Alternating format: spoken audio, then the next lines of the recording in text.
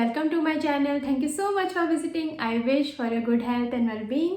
NEET के final paper में बहुत कम टाइम बचा है, करीब 2 मंथ बचे हुए हैं। तो इस वीडियो में मैं आप सबसे बात करूंगी कि इन बचे हुए मंथ्स में आपको ऐसी क्या चीज़ें हैं जिन पे आपको फोकस रहना है, जिससे कि आपकी जो परफॉर्मेंस है वो बहुत ज़्यादा अच्छी हो जाए और अभी आप जितना स्कोर कर रहे हो उससे आप कैसे बेटर स्कोर कर सकते हो। ऐसी चीज़ें बताऊंगी कि जिनको करने से आप जब नीट का फाइनल पेपर दे रहे हो उस टाइम पे आपकी परफॉर्मेंस बहुत अच्छी हो। अभी जो टाइम बचा हुआ है ना वो बहुत ज़्यादा क्रूशियल है आप सभी के लिए, क्योंकि जो लास्ट के मंथ्स होते हैं ना वो या तो आपकी परफॉर्मेंस को बहुत अच्छा कर देते हैं और या तो बहुत ज़्यादा ख़राब। और मैं नहीं चाहती कि आप लोगों की परफॉर्मेंस में कोई भी कमी आए और मैं चाहती हूँ कि आप लोगों की परफॉर्मेंस लास्ट डे बहुत अच्छी हो। आप ऐसी चीज़ें अभी करो जिससे कि आप लास्ट से पछताओ ना कि मैंने ये चीज़ उस टाइम क्यों नहीं की। सो अभी मैं आगे जो कुछ भी आपको जितने भी चीज़ें बताऊंगी वो प्लीज़ आप लोग फॉलो करने की कोशिश करना, क्योंकि वो चीज़ें मैंने भी की थी और मेरे लिए वो बहुत ज़्यादा हेल्पफुल रही थी। तो आई होप वो आप लोगों के लिए भी हेल्पफुल रहेगी अगर आप उनको करोगे। अगर पॉसिबल हो तो प्लीज़ उनको फॉलो करने की कोशिश करना। सो सबसे पहले जो चीज़ आती है जो आपको करनी चाहिए इन बचे हुए मंथ्स में, वो सबसे इम्पॉर्टेंट चीज़ है अपने माइंड को काम रखना। आई नो बहुत ज़्यादा एंजाइटी होती है कि क्या होगा फाइनल पेपर में, मैं ठीक स्कोर कर भी पाऊँगा या नहीं, मैं जो कर रही हूँ या कर रहा हूँ वो सही कर रहा हूँ या नहीं। तो इस टाइम पे ना बहुत ज़्यादा सवाल रहते हैं और उनके चाहे वो सवाल हों लेकिन उनके जवाब हमें अभी नहीं मिल सकते ना, वो तो फाइनल पेपर होने के बाद ही मिलेंगे। लेकिन अपने आप को बिलीव दिलाना है कि मैं जो कर रही हूँ वो सही कर रही हूँ, मेहनत कर रही हूँ और इसका जो फल है वो मुझे मिलेगा, इसका जो रिज़ल्ट है वो अच्छा ही होगा। ये चीज़ अपने माइंड में रखनी है और अपने माइंड को काम रखना है। जितना ज़्यादा आप काम रह सकते हो उतना ज़्यादा काम रखो। दिन में 1 घंटा आधा घंटा अपने लिए निकालना है जिसमें अपने माइंड को काम रख सको। ऐसी चीज़ करो जो आपको अच्छी लगती हो, जिससे आपको अच्छा फील होता है जिसे करने में, चाहे वो कुकिंग हो, डांसिंग हो, सिंगिंग हो, गाना ही सुनना क्यों ना हो। वो टाइम आप खुद के लिए निकालो जिससे कि आप अच्छा फील कर सको। आई नो ये कह देना कि आप अपने माइंड को काम रखो इज़ वेरी इजी, और इस चीज़ को अपने ऊपर इम्प्लाई करना इस लास्ट के मंथ में बहुत ज़्यादा डिफ़िकल्ट होता है। इस बात को मान लेना, इस बात को अपना लेना कि मैं अपने माइंड को काम रखूँगा, ये बहुत ज़्यादा डिफ़िकल्ट होता है। ये बात भी बिल्कुल सही है कि अगर ना आप किसी भी काम को ना काम माइंड से बहुत ज़्यादा एफिशिएंटली कर सकते हो, किसी भी घबराहट के साथ आप जितना उस काम को करने की कोशिश करोगे ना आप उतने एफिशिएंटली उस काम को नहीं कर पाओगे। तो अपने माइंड को जितना हो सके प्लीज़ काम रखो इस टाइम पे और फोकस्ड रहो कि मैं जो कर रहा हूँ, अपने आप पर बिलीव रखो बस कि मैं जो कर रही हूँ या कर रहा हूँ वो सही कर रहा हूँ। आगे जो भी होगा वो होगा, लेकिन अभी अपने आप को ये तसल्ली दे दो कि हाँ मैं जो भी कर रही हूँ वो ठीक कर रही हूँ और आगे जो कुछ भी होगा वो अच्छा ही होगा। इससे आपका माइंड काम भी रहेगा और अपने जो भी काम कर रहे हो ना उसको बहुत अच्छे से करोगे और उसका रिजल्ट अच्छा ही आएगा। और मैं ये चीज़ आपको इसलिए बोल रही हूँ क्योंकि पढ़ाई के बारे में तो हर कोई बोलेगा आपको कि पढ़ो पढ़ो, लेकिन जो पढ़ाई से भी पहले इम्पॉर्टेंट है वो आपका है मेंटल पीस, आपकी मेंटल हेल्थ। अगर आपकी मेंटल हेल्थ अच्छी नहीं है तो आप पढ़ाई अच्छे से नहीं कर पाओगे। आपकी मेंटल हेल्थ अगर ठीक रहेगी तो आप पढ़ाई अपने आप अच्छी करोगे। दूसरे टॉपिक से पहले इस टॉपिक को मैंने इसलिए पहले बोला क्योंकि मैं चाहती हूँ कि आप अपनी मेंटल हेल्थ का भी ध्यान रखो पढ़ाई के साथ साथ। So before moving ahead in this video, मेरे पास आप लोगों के लिए 2 बहुत ही एक्साइटिंग न्यूज़ हैं जो मैं आप लोगों के साथ शेयर करना चाहती हूँ। तो सबसे पहले न्यूज के बारे में बात करते हैं। So there is a exciting news. PW is going to celebrate world's biggest education festival on 28th of February called Vishwas Divas with mega surprises, mega launches and mega announcement. So stay tuned क्योंकि 28th of February को आप लोगों के लिए बहुत ज्यादा exciting surprises आने वाले हैं। सो ये तो थी पहली न्यूज जो थी विश्वास दिवस के ऊपर। अब बात करते हैं दूसरी न्यूज की। आई नो आप में से बहुत से ज्यादा बच्चे नीट एस्पिरेंट ही होंगे, तो उन लोगों के लिए एक बहुत अच्छी न्यूज़ है जो नीट के लिए प्रिपेयर कर रहे हैं। एज यू ऑल नो कि नीट की फाइनल डेट है 7th of May एंड अभी भी बहुत सारे बच्चे होंगे जिनका सिलेबस अभी कंप्लीट नहीं हुआ होगा या आधा अधूरा होगा और वो बहुत ज़्यादा टेंशन में होंगे।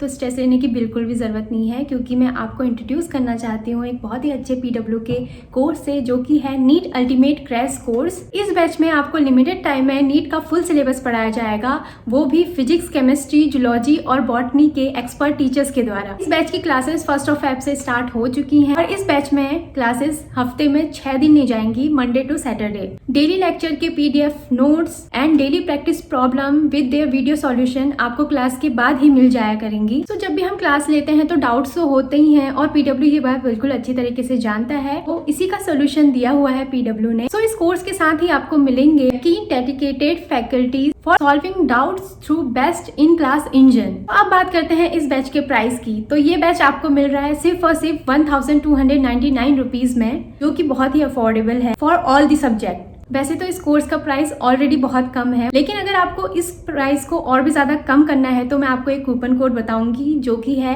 PN150, जो कि यहाँ पर शो भी हो रहा होगा। तो अगर आप इसको यूज़ करोगे तो आपके ये प्राइस में से 150 रुपीज़ और ज़्यादा कम हो जाएंगे और आपको ये और ज़्यादा कम प्राइस में मिल रहा होगा ये बैच के अंडर आपके शेड्यूल टेस्ट भी कंडक्ट कराए जाएंगे, जो आपकी हेल्प करेंगे आपकी प्रिपरेशन को इवेलुएट करने में और आपके कॉन्फिडेंस को बूस्ट करने में। टेस्ट आपको हेल्प करेंगे कि आपकी प्रिपरेशन कैसी चल रही है और आपको कितना इंप्रूव करने की अभी ज़रूरत है। सो इस वीडियो के डिस्क्रिप्शन बॉक्स में और कमेंट सेक्शन में मैं आपको एक लिंक दूंगी जिसमें आप क्लिक करके इस बैच को परचेज कर सकते हो और इस बैच में इनरोल कर सकते हो।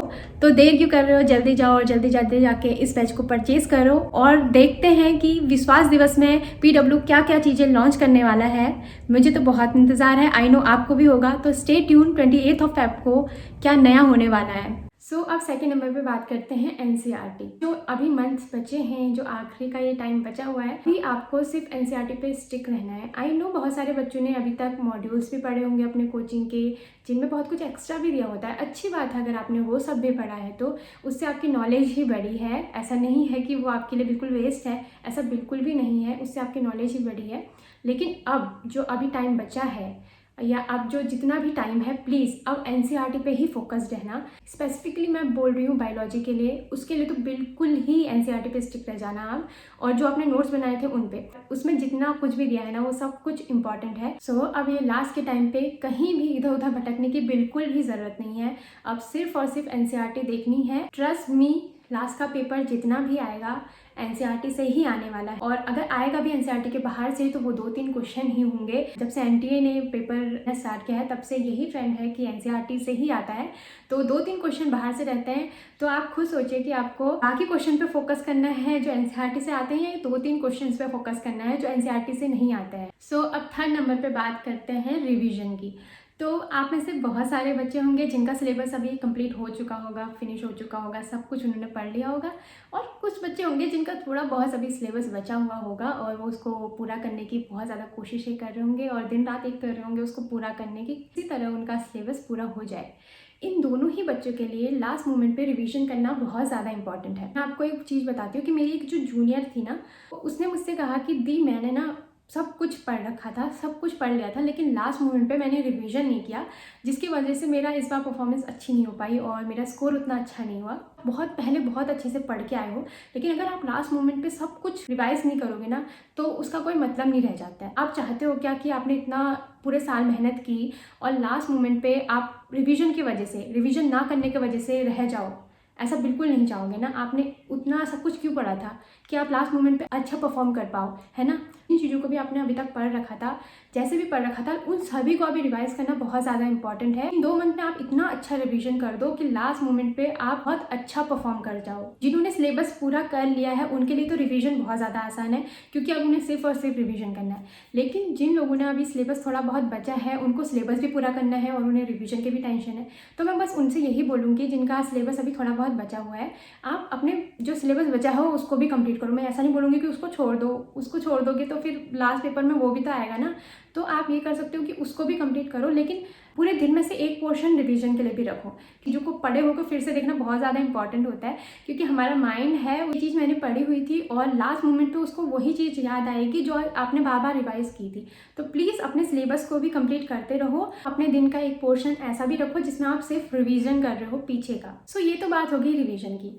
तो अब चौथे नंबर पे मैं आपसे बात करूंगी कि मार्क इंपॉर्टेंट थी को मार्क करना या किसी पेज में लिख देना। इससे मेरे कहने का मतलब क्या है मैं आपको समझाऊंगी। जब आप रिवीजन कर रहे होगे ना तो आप चीज़ों को मार्क कर देना, या तो फिर एक पेज लेना, ऊपर चैप्टर का नाम डालना और नीचे इंपॉर्टेंट चीज़ लिख देना। इंपॉर्टेंट चीज़ें क्या हैं और ये क्यों लिखनी है ये मैं आपको बताती हूँ। इन इंपॉर्टेंट चीज़ों में वो चीज़ें आएंगी, वो टॉपिक्स आएंगे जो बहुत ज़्यादा फ्रिक्वेंटली पूछे गए हैं या बहुत ज़्यादा इंपॉर्टेंट। जब पढ़ा रहे थे तो उस टाइम टीचर्स बोलते हैं कि ये बहुत ज़्यादा इंपॉर्टेंट है बेटा, ये बहुत बार आया था, और आप पढ़ते पढ़ते आपको खुद पता लग जाता है कि इस वाले टॉपिक से ना बहुत ज़्यादा क्वेश्चन आए हैं। उन चीज़ों को आप मार्क कर दो या किसी अलग से एक पेपर ले लो, उसमें लिख लो कि इस चैप्टर से ये चीज़ें इंपॉर्टेंट है। क्यों इंपॉर्टेंट है, मैं इनके बारे में आपसे क्यों बोल रही हूँ कि जब लास्ट के 5 से 10 दिन बचे होंगे ना नीट से पहले, तो उनमें आपको ये चीज़ें ही देखनी है। लास्ट मोमेंट पे ना बहुत ज़्यादा हड़बड़ी हो जाती है। मैं अपने पर्सनल एक्सपीरियंस से आपको बता रही हूँ। उस टाइम पे समझ नहीं आता है कि मैं क्या पढूं क्या नहीं। उस टाइम पे तो पूरा का पूरा सिलेबस का भार होगा आपके सर पे, तो उस टाइम पे ये समझ नहीं आता कि अभी लास्ट मोमेंट पे अब मैं क्या देखूँ और क्या नहीं। तो आपको एक क्लियर विजन होगा आपका। सब कुछ रिवाइज कर चुकी हूँ और ये चीज़ें जो थी वो बहुत ज़्यादा फ्रीक्वेंटली पूछी गई हैं और बहुत ज़्यादा इंपॉर्टेंट है। तो लास्ट मोमेंट जो 5 के 10 दिन बचे होंगे, आप उनमें उन्हीं चीज़ को देख रहे होगे और ये करते करते आपको ये भी लगेगा कि आप पूरा का पूरा सिलेबस 5 से 10 दिन में रिवाइज कर रहे हो। मैं क्योंकि एक्सपीरियंस कर चुकी हूँ, मैं इसीलिए आपको बता रही हूँ।